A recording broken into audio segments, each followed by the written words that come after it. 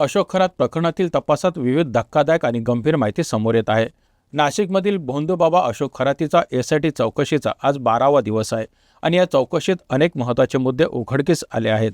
अशोक खरातच्या आर्थिक व्यवहाराची तपासणी सुरू आहे।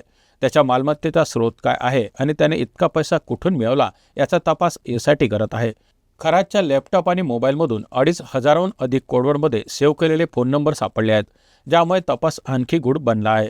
एसआयटीने या संदर्भात खरातच्या दोन्ही मोबाईलचा डेटा रिकव्हर करण्याची प्रक्रिया सुरू केली आहे। यावरून असा संशय व्यक्त केला जात आहे की खरातने प्रभावशाली व्यक्तींच्या नावांची डमी नावे सेव्ह केली असू शकतात।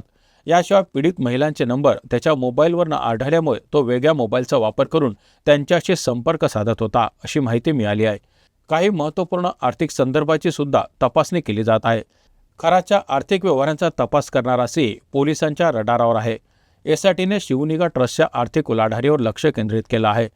2018मध्ये ज्या ट्रस्टची उलाढाल 4 लाख रुपये होती ते 2024पर्यंत कोटींच्या उलाढालीवर पोहोचल्याची शक्यता व्यक्त केली जात आहे।